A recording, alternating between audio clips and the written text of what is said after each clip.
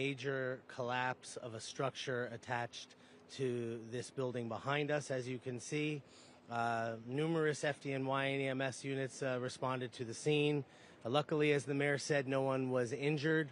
We ran our dogs over this pile of bricks that is behind us, which is the structure that collapsed. It is a ventilation shaft connected to the boiler, which collapsed. We believe that's where the explosion occurred, but that's going to be for our fire marshals and the NYPD and all of our investigative partners to investigate and explore. I just want to acknowledge the partnership among all the first responders. While we might have been here first, the fact is that nothing in public safety happens alone. And it's just a really amazing response. And thanks to our elected officials as well for getting out here as quickly as they did. All in all, a great response, and thank God no one was hurt. Thank you, Mr. Mayor. How are you? Thank you all so much for being here today. Really appreciate all the incredible response by the FDNY and some of our partners. Right now, we're kicking into the next phase of this operation, which is recovery. So this is a fairly large campus. We're working with our partners at NYCHA, DOB, Con Ed, our public safety agencies, and others, as well as our some of our community partners here on restoring services and taking care of the residents. So number one, the safety of the residents is of paramount importance, and that's the number one concern. We have building inspectors that are inspecting the foundation of the building and inspecting all of the apartments in the affected areas to make sure that the building is structurally sound for people that live in those wings. We've also opened up a reception center with NYCHA and with the Red Cross right here around the corner at the Mitchell Community Center at 210 Alexander Avenue. Any impacted residents, we encourage them to go there. They can register with the Red Cross. And if we need to do a vacate at some point in time, that's also where we'll run the operations for people getting additional housing. Anybody with any issues can call 311, or they can call the NYCHA number at 718-707-7771. What we're now doing is working with Con Ed, NYCHA, DOB, and some of these other partners. Some demolition is going to take place today to remove the remnants of that chimney, to get into the basement, and then to restore services, heat, hot water, and cooking gas to the campus. So really appreciate all the incredible work that has been done and all the work that will be done going forward. Thank you. Good morning. I am Bronx Borough President Vanessa L. Gibson, and I'm so thankful that we came here to the scene so quickly this morning. Incredible efforts by all of our first responders. I want to thank our mayor, Eric Adams, and all of our commissioners, Commissioner Robert Tucker. Thank you to Commissioner Zach Eiskell and to all of our agencies. Thank you to Deputy Mayor Kaz Daughtry. Everyone came this morning here to Mitchell Houses, and as it has been said, we are thankful that there were no fatalities and no injuries, as we have learned that this happened in the boiler room. But most importantly for all of us, elected officials and community leaders here, we want to ensure that the structural integrity of this building here at Mitchell is maintained. There is a lot of concern, a lot of anxiety from the residents that live here at Mitchell about what happens in the long term.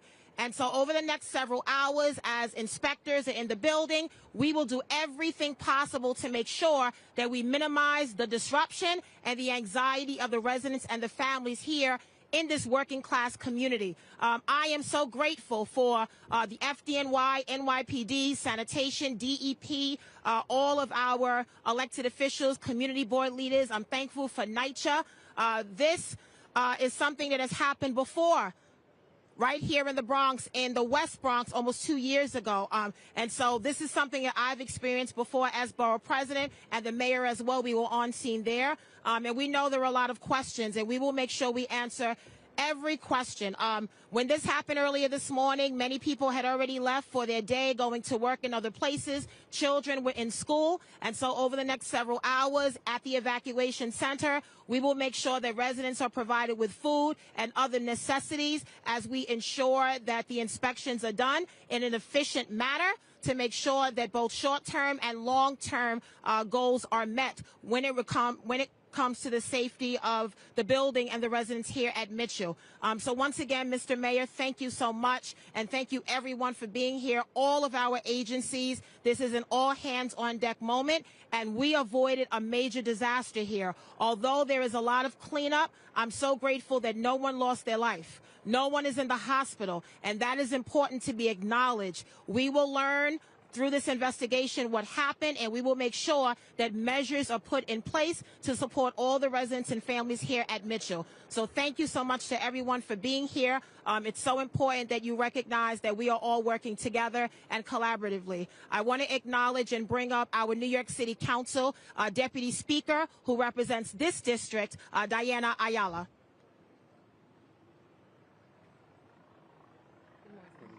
And I'm bringing with me Assembly Member Amanda Septimo, who also represents this area.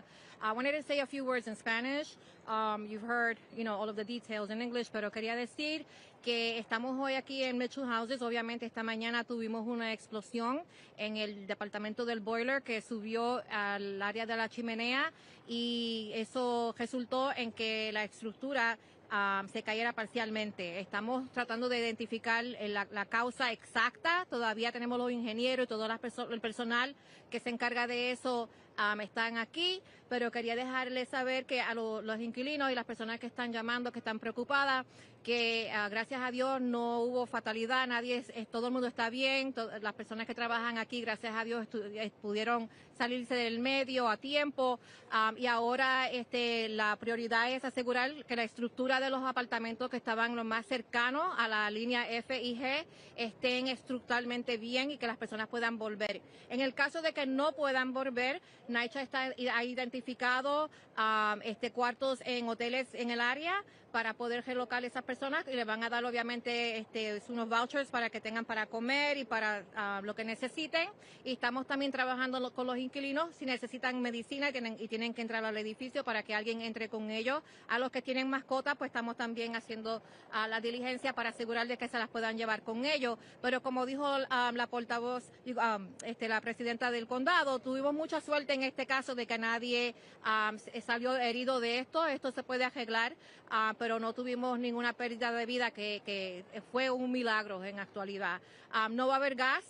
Obviamente el boiler que se dañó, obviamente que explotó, es el boiler que prohíbe la calefacción y el agua caliente para todo el complejo. So, NYCHA va a traer unidades portables por ahora, temporariamente, y le seguiremos dando más información mientras venga, pero por ahora, gracias a Dios, está todo el mundo seguro. Estamos dando información, la Cruz Roja está aquí cogiendo los datos de las personas en el caso de que se tengan que relocar. Did you want to say something, Amanda? I'll be brief. I'm going to be brief, pero voy a comenzar en español.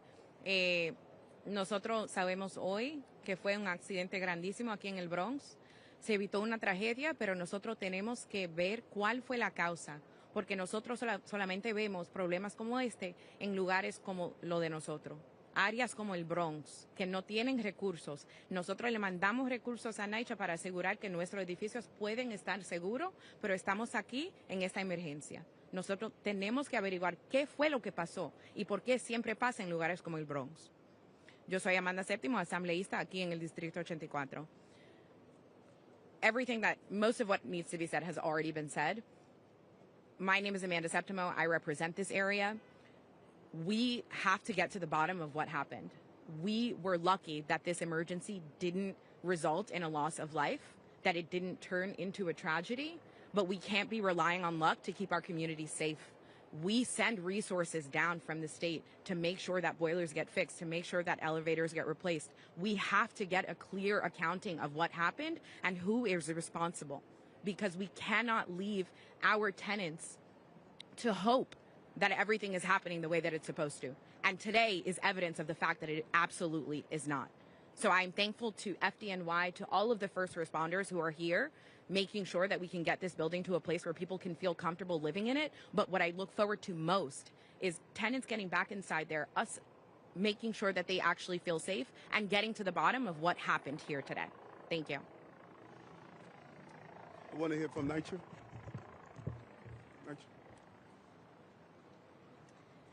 Thank you, everyone. I'm Eva Trimble, the Chief Operating Officer at NYCHA. I just want to reiterate the thanks to this interagency initiative this morning has been truly tremendous, the support we're getting from all the parties, NYPD, Con Ed, and of course FDNY, who is first on the scene. We are working closely with them on the investigation, but most importantly, we are working closely with our residents. We have significant amount of staff here on site right now, working with our residents, going door to door, making sure they have the services they need, and we'll continue to do that all morning and throughout this situation. Thank you. Thank you. Up to the top. What do you call it? Mm-hmm. That's part of the investigation to determine if there was a gas leak here. The federal government shut down today. Was that going to have any impact on the repair efforts in this building? And like FEMA, HUD, or any other federal dollars? No, the repairs are going to take place no matter what, and we're doing an analysis of the impact of the shutdown on the federal level. But that has nothing to do with making sure that this shoring up the building where the explosion took place and doing the repairs.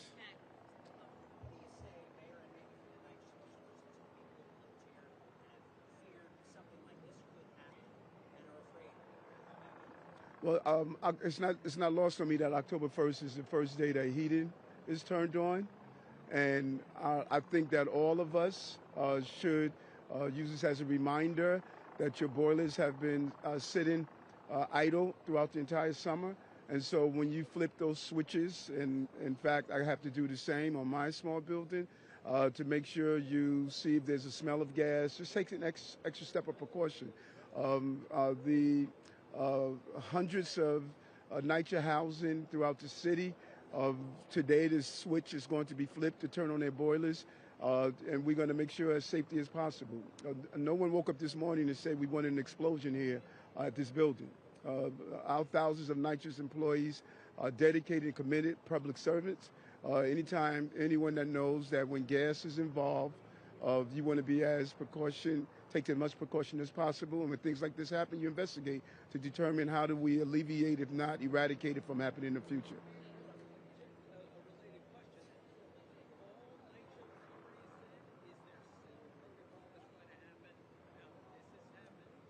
You want to speak about that, NYCHA? Did you hear the question? Yes, I did hear the question. Thank you. So to be clear, NYCHA tests all of our boilers throughout the summer ahead of heat season. We do a summer overhaul that actually starts in the early spring to make sure the equipment is ready for the heat season. So we have to wait for the investigation to see exactly what happened here in order to figure out how we prevent this from happening again. Yes. How long do you expect it'll take before you know whether or not it's safe for the residents of this building? Are we talking about now, hours, a day? And then the other question is, was there work going on recently with that boiler? Was there, I'm sorry, the second part? Recent work going on with that boiler. So let's find out the recent work. And is Jimmy here? Commissioner Adams? Are you doing the structure aspect of how long it takes to get back in the building? Yeah, well, I mean, we're going to regroup as a team later in the afternoon, 2 o'clock, 3 o'clock hour, after we've had some assessments. Our DOB team is in a complementary role. We have our emergency response team. We have our forensic engineering unit to partner with our friends at NYCHA to walk the buildings. We'll have a better assessment about all of it in the early afternoon. In terms of the question of work being done, my understanding is that work was being done on the boiler. I don't know if our friends at Fire or Con Ed want to speak to that. A permit was pulled and work was being done on it actively. I have a follow-up. My understanding is that there was a partial structural work on this building that you had in June. Did it have anything to do with We have our team back at 280 going through the records on all of these buildings, and there are some open violations. But we don't know at this time if they have anything to do with this incident. We come here often for sidewalk sheds or elevators. There are 3 open violations on boilers, but those were for non-safety related defects, and I just urge caution that we don't jump to any conclusions that they are related. We don't know if they are or they aren't. We certainly we'll certainly let everyone know as soon as our team has done its full assessment. Wait, hold on. She's going to point to who we asked the question. We're not going to call out.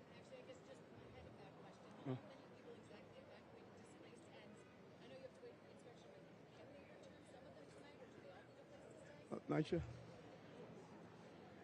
So the investigation is still going on. We have DOB inspectors as well as structural engineers going door to door, going through every single apartment. Right now, this morning, FDNY evacuated the F and the G lines, but those are the only people right now that are evacuated from the building. So we're going door to door to ensure the structural integrity of those units, as well as inspecting the basements and roof and other parts of the structure to ensure there's nothing wrong with the building. Until we know the results of that investigation, we really can't say what's going to happen next.